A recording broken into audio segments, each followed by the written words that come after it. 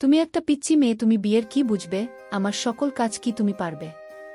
তোমার তো বিয়ের বয়স হয়নি, তাও তুমি বিয়ে করতে পাগল হয়ে গেছো কেন? পিচ্চি মেয়েটি তখন বলল, আপনার স্ত্রীর থাইকা আমি বেশি পারব। আপনার কতটুকু ক্ষমতা আছে আমার তা দেখার আছে। আমি পিচ্চি মেয়ের মুখে এরকম কথা শুনে অবাক হয়ে গেলাম। একটা বাচ্চা মেয়ে বলে কি? মেয়েটা আরও বলল, আপনি আমায় বিয়ে করে দেখেন আমি কি করি। আমি তখন পিচ্চি মেয়েটাকে বললাম, ঠিক আছে, তাহলে আমি বিয়ের আগে তোমার একটা পরীক্ষা নিতে চাই। যদি পাশ করো তাহলে আমি তোমায় বিয়ে করব। মেয়েটা বলল, আপনার যে কোনো পরীক্ষায় পাশ করতে পারব। তারপর আমি পিচ্চি মেয়েটাকে নিয়ে হোটেলে গেলাম। পিচ্চি মেয়েটাও রাতে আমার সাথে। আমার তো বিশ্বাস হচ্ছে না, কি করে সম্ভব এই বাচ্চা মেয়ের ধারা। বাকি ঘটনাটি গল্পটা বলছি। 2 দিনের ছুটিতে বাসায় এসে হতভম্ব হয়ে বসে আছি আমি, যাকে খালাতো বোন নিজের বোন বলে জেনে এসেছি। ছোটবেলা থেকে সেই পিচি আমার সাথে আমার মা আমার বিয়ে ঠিক করেছে, আর বলছে বিয়ে না করলে সে নাকি মরে যাবে। ও আচ্ছা, আমার পরিচয়টা দেই। আমি মানিক, বিসিএসএ প্রশাসন ক্যাডারের সহকারী কমিশনার পদে সেই 23 জনের মধ্যে একজন। যেখানে সরকারি চাকরি মানেই সোনার হরিণ, সেখানে বিসিএস প্রাপ্তরা হল হীরার খনি না, এটা আমার মতামত নয়।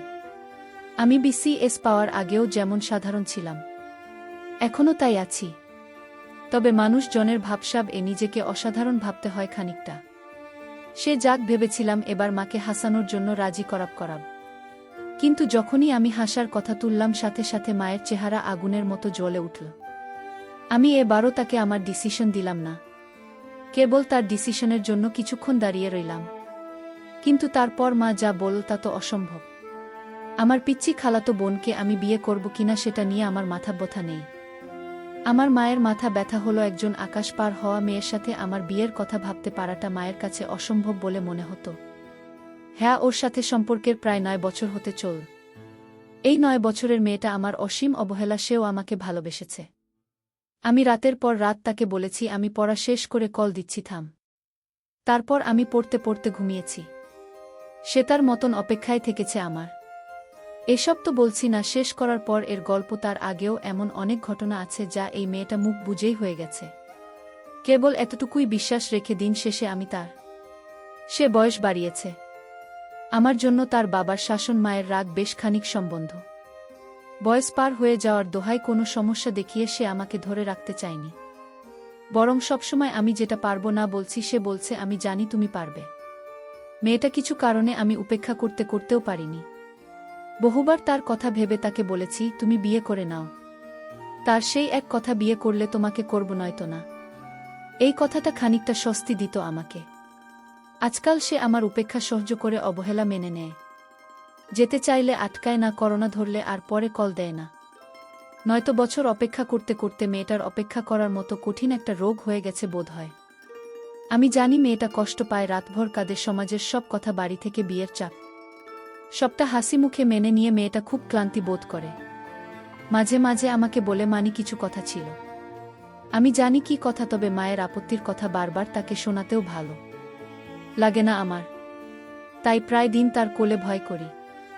হঠাৎ একদিন কল করে বলি, আর বলো না, খুব ব্যস্ত ছিলাম একদিন। তারপর সে নরমভাবে বলে, আমি জানি তো বিসিএস ক্যাডারের অনেক রকমের ব্যস্ততা থাকে। যাই হোক, পরের ক্লাসের জন্য বসে আছি, সময় হয়ে গেছে, রাখছি বলে কেটে দেয়। কথা বাড়ায় না, আসে। আগে ঢাকা থেকে বাড়িতে আসলে তার জন্য সময় বের করে দেখা করতাম, আজকাল সেটাও কমিয়ে দিচ্ছি। মায়ের কিছু কথার প্রভাব আমার উপরে পড়ে গেছে। 28 বছর একটা মেয়ের জন্য বিশাল ব্যাপার। এখন আর হাসনাকে আমার ভালো লাগে না তেমন, হয়তো তাকে দেখার জন্য যে আমি ছটফট করতাম সেই আমি, তাই আজকাল আর তাকে দেখতে চাই না। কেন নাকি টাকা ইনকাম আর ক্যারিয়ার হওয়ার পরে মানুষের চিন্তাভাবনা আচমকাই বদলে যায়। আজকাল এসব আজব চিন্তা ভাবনা মাথায় ঘুরতে থাকে সবসময়। কিন্তু সে সবকে আমি সময় দিই না। ঘাড়ে চড়ে বসার একটা সুকটান দেওয়ার তাগিদে বাসা থেকে বের হলাম। তারপর অনেক দিন পরে এক মুহূর্তের জন্য হাসনাকে ছাড়া অন্য কাউকে নিয়ে ভাবতে শুরু করলাম। আকাশ মেঘলা হয়ে আসলো, হয়তো একটু পরে বৃষ্টি শুরু হবে। আমি স্কুলের পাশের মাঠে বসে একা একা অন্য কাউকে নিয়ে ভাবছি। স্কুল ছুটির পরে বৃষ্টিতে কত ভিজেছি আমরা না, এটা আমার মনে পড়তো না। সদ্য কিছু ছেলে মেয়েকে দেখেছি ভিজতে ভিজতে বাসার দিকে যেতে। 1-2টা বেনি করা মেয়ের দিকে চোখ যেতেই তার লাজুকতা দেখে বুঝলাম পাশের ছেলেটাকে সে খুব ভালোবাসে। কিন্তু এই মেয়েটা কি জানে প্রতিষ্ঠিত হওয়ার পরে ছেলেটাকে ছেড়ে দেবে, এই ভেবে কিছুটা মন খারাপ হয়ে গেল। তারপর মনে হলো আচ্ছা আমিও একই কাজ করেছি। অতঃপর আর সেখানে বসে থাকলাম না। ঘড়িতে সময় তখন 2:30। হাসিনাকে এখন স্কুলে গেলে পাওয়া যাবে। আমি সোজা ওর স্কুলের উদ্দেশ্যে চলে গেলাম। সেখানে চাকরি করে আজ প্রায় 5 বছর। গেটের সামনে রিকশা থামতেই হাসিনার সাথে আমার চোকাচোকি হলো। ইশারায় বললাম উঠে বসতে। তারপর তার দিকে চোখ ফেরাতেই প্রথমবারের মতো উপলব্ধি করলাম চোখের নিচে ডার্ক সার্কেলগুলো। এগুলো যেন সাক্ষী তার রাতের পর রাত না ঘুমানোর। তারপর তার দিকে যতবার তাকালাম কেবল মনে হতে লাগল এই মেয়েটাকে তো একসময় খুব ভালোবাসতাম, এর জন্যই তো পাগলামো করতাম। তাহলে পাশাপাশি রিকশায় বসে ও আজ আমাদের এত দূরত্ব কেন হাসো না?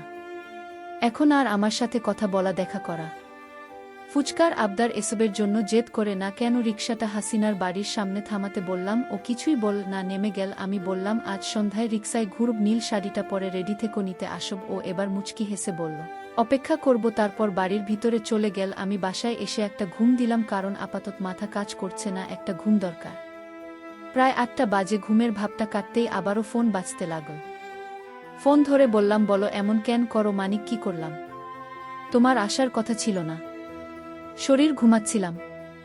10টায় আসছি বলে কেটে দিলাম। তারপর হাসনা দেওয়া খুব পছন্দের সাদা পাঞ্জাবিটা গায়ে দিলাম।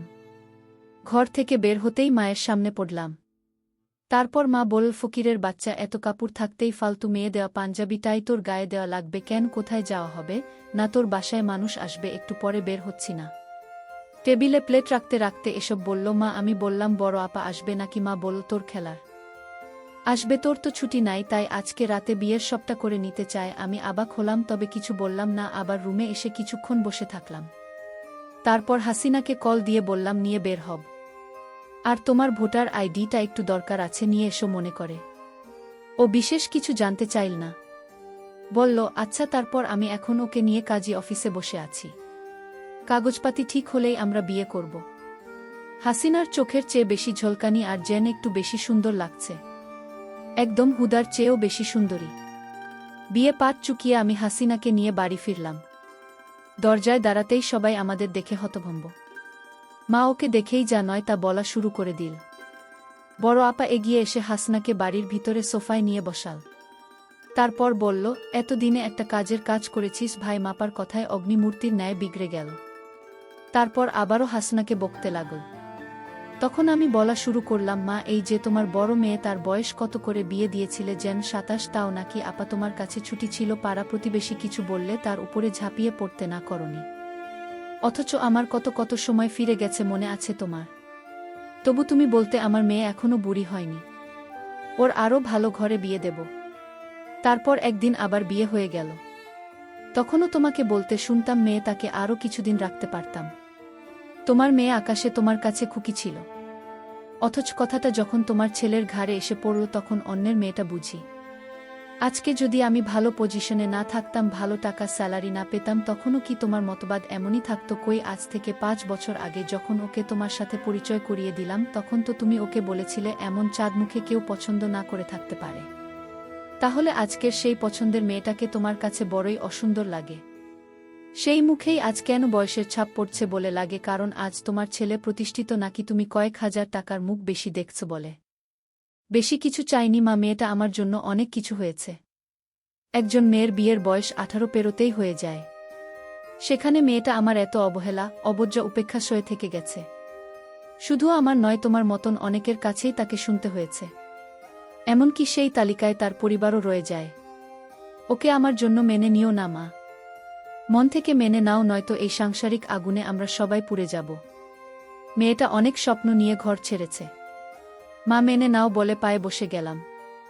আমার দেখাদেখি হাসনা এসে মায়ের পায়ের কাছে বসে পড়ল। মা কিছুক্ষণ চুপচাপ দাঁড়িয়ে থেকে আমাকে বলল খালাদের খাইয়ে দিতে, তারপর সে তার রুমে চলে গেল। আমরা আরও কিছুক্ষণ ওভাবে বসে থেকে নিজেদের দিকে হতবাক হয়ে তাকিয়ে রইলাম।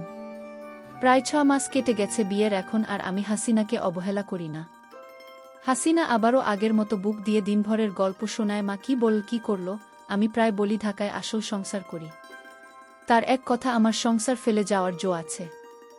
মা একটু ১৯-২০ হলেই হাসিনা মা কই গেলি বলে বাড়ি মাথায় তুলে রাখে, তেল চুন পান সব কিছুতেই আমি। তাহলে বলো এমন সংসার ছেড়ে কোথাও যাওয়া যায়?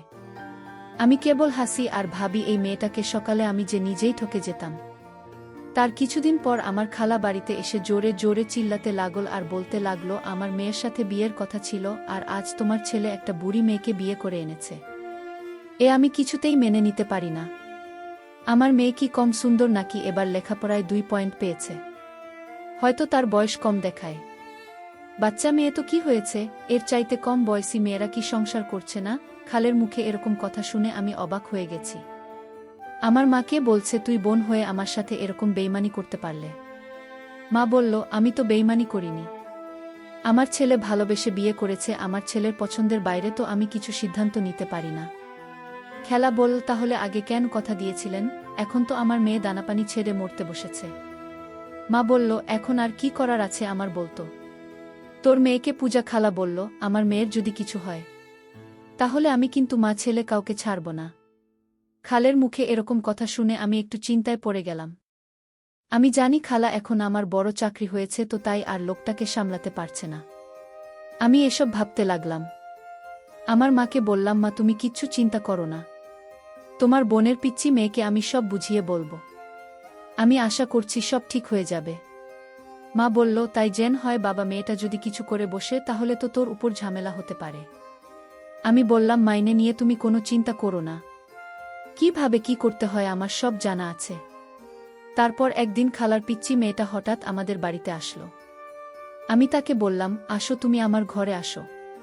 পিচ্চি মেয়েটাই আমার রুমে আসলো। আমি তাকে বসতে বললাম, দেখলাম মেয়েটা কাছে। আমি বললাম এই মেয়ে তুমি কাঁদছো কেন? মেয়েটা বলল আমি আপনাকে ভালোবাসি। তাই আমি বললাম তোমার কি ভালোবাসার বয়স হয়েছে, আর তোমার বিয়ের বয়স হয়নি, এখনই বিয়ের জন্য এত পাগল হয়েছ কেন? পিচ্চি মেয়েটা বলল আপনার স্ত্রীর চাইতে আমি আপনাকে বেশি সময় দিতে পারব। আমার বয়স কম হলেও বিয়ের সকল কার্যক্রম চালিয়ে যেতে পারব। আমি তো এই পিচ্চি মেয়ের কথা শুনে অবাক হয়ে গেলাম।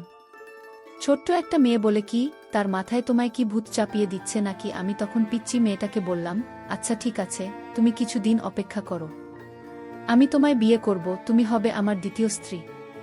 এতে কি তোমার আপত্তি আছে? পিচ্চি মেয়েটি বলল আমি শুধু আপনাকে চাই। বিয়ের 1 মাস পর আমায় বিদায় দিয়ে দিলেন, তাও আমাকে বিয়ে করুন, নইলে আপনাকে ছাড়া আমি বাঁচতে পারব না। পিচ্চি মেয়ে এসব কি বলে 1 মাস পর চলে যাবে, তাও তাকে বিয়ে করতে হবে? আমি তো কিছুই বুঝছি না। মেয়েটির মাথায় কি সমস্যা আছে নাকি? আমি মেয়েটাকে বললাম তোমার 1 মাস হলেও চলবে, আর তুমি কিন্তু ছোট, তুমি আমার সকল চাওয়া পূরণ করতে পারবে কি? পিচ্চি মেয়েটা বলল একবার আপনার দায়িত্ব দিয়ে দেখেন আমি পারি কিনা। মেয়েটির প্রত্যেকটা কথা আমার কাছে অদ্ভুত বলে মনে হচ্ছে। দিচ্ছি মেয়ের মুখে এসব কথা মানায়। আমি বললাম ঠিক আছে, আমি তোমাকে পরীক্ষা করতে চাই। মেয়েটা বল কি পরীক্ষা করবেন? আমি বললাম আমি যে তোমাকে বিয়ে করব সেটা আপাতত আমার স্ত্রীকে জানানো যাবে না, বিয়ে হয়ে গেলে পরে জানলে কোনো সমস্যা নাই, কিন্তু আগে যদি তুমি আমার পরীক্ষায় পাশ করতে পারো তাহলে আমি তোমাকে বিয়ে করতে পারব। মেয়েটি বলল কি পরীক্ষা? আপনি যে পরীক্ষা দেবেন সেই পরীক্ষায় পাশ করতে পারব। আমি বললাম তাহলে তুমি আমার সাথে একদিন দূরে কোথাও যেতে হবে। সে বলল আপনি জেনে বলবেন সেখানেই যাব। আমি বললাম তাহলে তোমায় নিয়ে পটুয়াখালী যাব ঘুরতে। সে খুশি হয়ে বলল ঠিক আছে। আমি পরের দিন তাকে পটুয়াখালী ঘুরতে নিয়ে গেলাম। তারপর রাত হল, আমরা একটা হোটেলে উঠলাম। তারপর আমি বললাম আজ রাতে তোমার পরীক্ষাটা নিবে। আমি বললাম আচ্ছা তুমি আমায় সত্য করে বলো তো, তুমি কি কাউকে ভালোবাসো? সে বলল বাসি আপনাকে। আমি বললাম এটা মিথ্যা, তুমি অন্য একটা ছেলেকে ভালোবাস, তাই না? সে বলল না, আমি আপনাকে ছাড়া কাউকে ভালোবাসি না। তারপর যে ছেলেটি তাকে পাগলের মতো ভালোবাসত সেই ছেলেটিকে আমি ডাক দিলাম, দিদার তুমি আসো তো, দিদার তুমি সব খুলে বলো। দিদার বলল স্যার আপনার খালাতো বোন আমায় পাগলের মতো ভালোবাসত, কিন্তু আপনার যখন বড় চাকরি হয়ে গেছে তখন আপনার খালা তাকে আপনার কাছে বিয়ে দিতে চায়। আপনার খালা বল দরকার হয় একদিনের জন্য ওকে বিয়ে কর, কারণ তার সম্পত্তির ভাগ আমি চাই। আপনার খেলা একজন লোভী মানুষ। আমি তখন পিচ্চি মেয়েটাকে বললাম এসব কি বলেছে ছেলেটি? পিচ্চি মেয়েটি বলল আমার কোনো দোষ নাই, সকল দোষ আমার মায়ের, কারণ আমি মায়ের পরামর্শে আমি আপনার সাথে বিয়ের নাটক করতে বাধ্য হয়েছি। আপনি আমাকে ক্ষমা করে দেন। আমি দিচ্ছি মেয়েটাকে বললাম আমি তোমায় মাফ করতে পারি। তবে আমি তোমাকে 2 বিঘা জমি তোমার নামে বিক্রি করে দিলাম। আর সেই টাকাটা দিয়ে তোমরা দুজন বিয়ে করে সুখে থাকো। আমি বুঝি ভালো স্যার। কি মর্মপিচ্চি মেয়েটি বলল, আপনি আমাকে ক্ষমা করে দেন। প্রিয় বন্ধুরা, গল্পটি ভালো লাগলে অবশ্যই কমেন্ট করে জানাবেন। আর নিয়মিত এমন আলাদা স্বাদের গল্প শুনতে ভিডিওটিতে লাইক এবং চ্যানেলটিকে সাবস্ক্রাইব করে সাথেই থাকুন। আর হ্যাঁ, নোটিফিকেশন বেলটি অল করে রাখবেন, যাতে পরবর্তী গল্প সবার প্রথমে আপনাদের কাছে পৌঁছে যায়। ধন্যবাদ বন্ধুরা, ধন্যবাদ সবাইকে।